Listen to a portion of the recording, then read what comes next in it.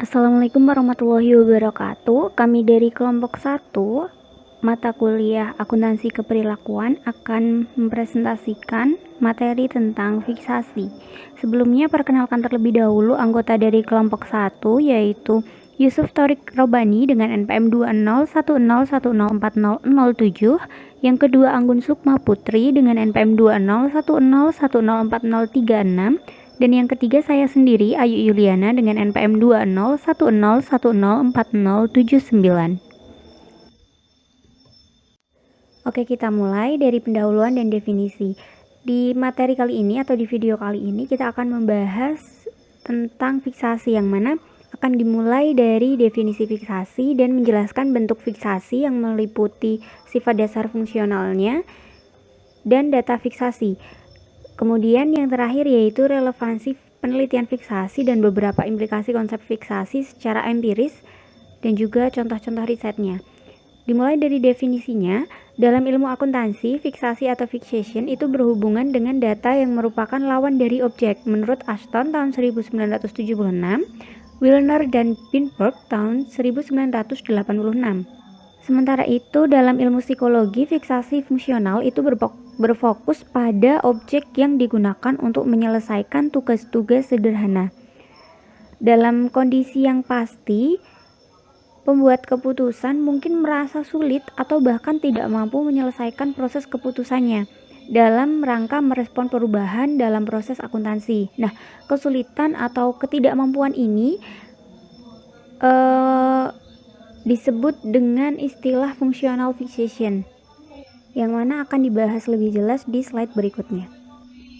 Oke, selanjutnya, apa aja sih jenis-jenis fiksasi? Yang pertama yaitu fiksasi fungsional atau functional fixation. Functional fixation ini dapat terjadi dari pengaruh pengalaman masa lalu terhadap perilaku individual dalam proses penyelesaian masalah. Pengalaman masa lalu yang dapat mempengaruhi perilaku individual ini tidak selamanya bersifat positif, seperti yang digambarkan oleh Dunker tahun 1945 mengenai konsep fiksasi fungsional yang memberikan efek negatif dari pengalaman masa lalu.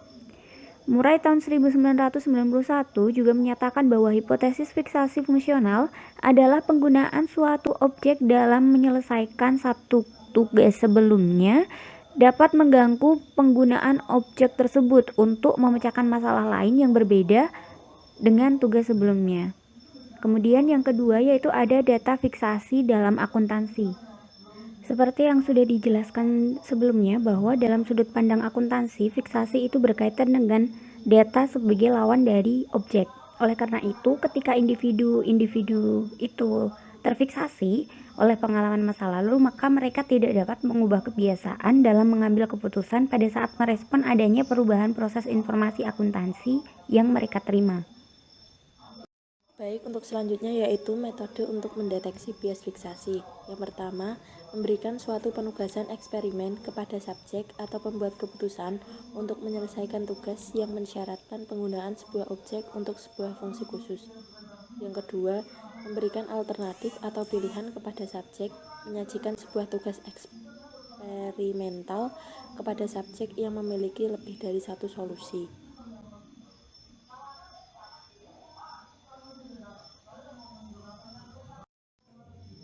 Metode mengurangi bias fiksasi. Yang pertama, learning. Menurut Livingstone tahun 1967 menyatakan bahwa laporan akuntansi multi-informasional akan menstimulasi pembelajaran dan akan mengurangi fiksasi fungsional atau functional fixation. Yang kedua, intelijen.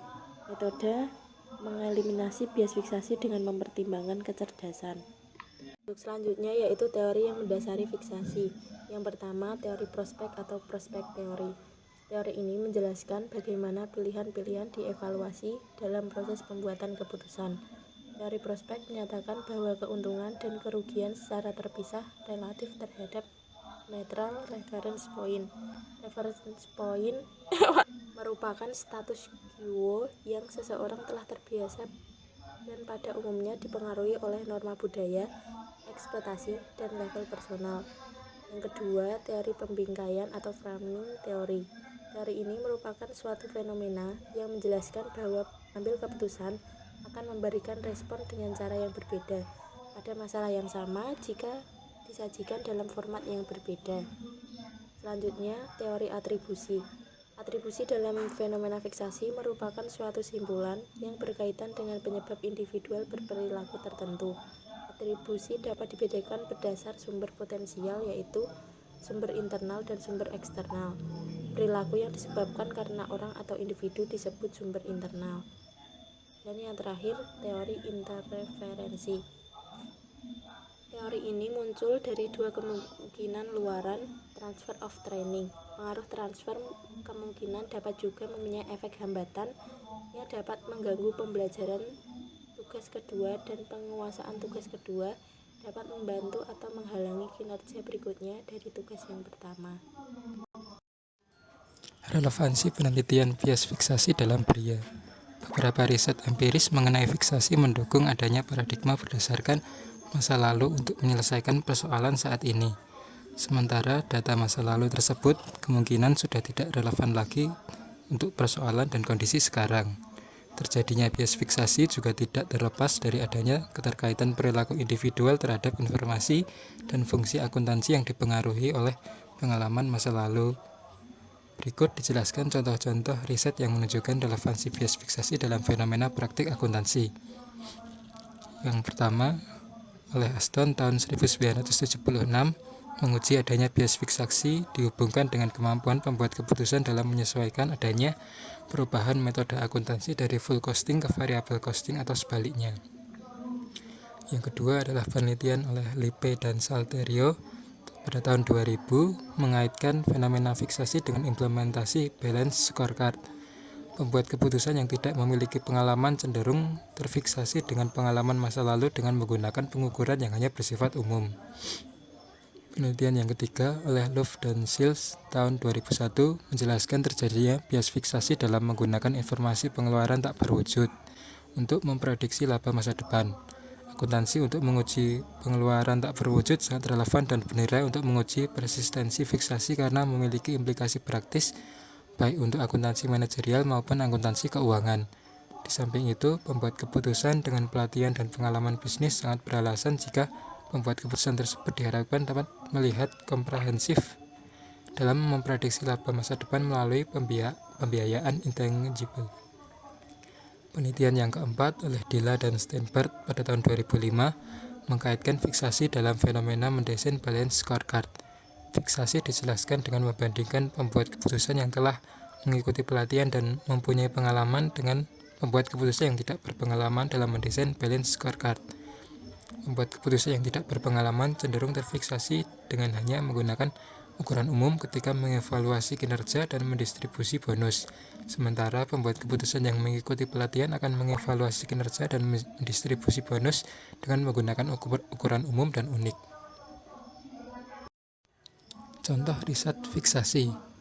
Yang pertama oleh Aston tahun 1976. Studi Aston menguji fungsional fiksasi dalam konteks akuntansi, yaitu menguji kemampuan pembuat keputusan individual untuk menyesuaikan proses keputusan dalam merespon proses akuntansi. Secara rinci, tujuan studi ini adalah menguji yang pertama, apakah perubahan akuntansi dapat meningkatkan atau menurunkan pentingnya suatu data, dan yang kedua, apakah jumlah informasi yang berfokus pada perubahan akuntansi dapat mempengaruhi besaran perubahan kognitif pembuat keputusan. Dari hasil eksperimen, dinyatakan bahwa individual, yaitu pembuat keputusan, yang tidak memahami akuntansi dengan baik secara khusus rentan terhadap bias fiksasi. Penelitian yang kedua oleh Lippe dan Salterio tahun 2000. Penelitian ini menguji judgement dan pembuatan keputusan manajer dalam implementasi balance scorecard yang ditekankan pada pengukuran kinerja common measure dan unique measure. Penelitian ini bertujuan untuk menggali bagaimana keterbatasan kognitif manajer dapat memberikan efek negatif terhadap organisasi dalam mendapatkan keuntungan penuh dari informasi balance scorecard. Hasil penelitian mengindikasi bahwa common measure yang digunakan untuk mengevaluasi kinerja manajer unit bisnis mempunyai pengaruh yang lebih besar dibandingkan dengan pengukuran unik. Hal ini berarti bahwa pelatihan dan pengalaman dalam menyusun PSG sangat mempengaruhi keberhasilan implementasi PSG dalam mengevaluasi kinerja common measure dan unique measure. Penelitian yang ketiga oleh Love dan Shields tahun 2001 Studi ini menguji apakah mengkapitalisasi versus membiayakan pengeluaran intangible mengakibatkan terjadinya bias fiksasi bahkan ketika individual mempunyai kesempatan untuk mempelajarinya. Tujuan studi ini adalah untuk menjelaskan apakah kesempatan belajar mampu mengeliminasi terjadinya bias fiksasi. Hasil penelitian menunjukkan bahwa ketika individual menggunakan informasi pengeluaran intangible untuk memprediksi laba masa depan, maka perlakuan akuntansi untuk yang membebankan pengeluaran intangible sebagai beban pada periode berjalan secara signifikan mengurangi keakuratan, konsistensi, konsensus, dan self-insight dari prediksi yang dibuat oleh individual dibandingkan dengan jika pengeluaran intangible dikapitalisasikan dalam memprediksi laba. Penelitian yang keempat oleh Dilla dan Steinberg tahun 2005. Penelitian ini merupakan perluasan studi Lepe dan Salterio tahun 2000, yaitu menguji apakah pembuat keputusan yang telah mengikuti pelatihan dan mempunyai pengalaman dapat dalam mendesain balance scorecard akan menggunakan ukuran umum dan unik ketika mengevaluasi kinerja dan mendistribusi bonus. Hasil penelitian menunjukkan bahwa pengambilan keputusan yang berpengalaman dalam mengembangkan balance scorecard dan mengetahui strukturnya mampu menggunakan baik common maupun unique measure ketika mengevaluasi kinerja dan mengalokasikan bonus. Sekian presentasi dari kelompok kami. Terima kasih atas perhatiannya. Apabila ada kesalahan kami mohon maaf. Wassalamualaikum warahmatullahi wabarakatuh.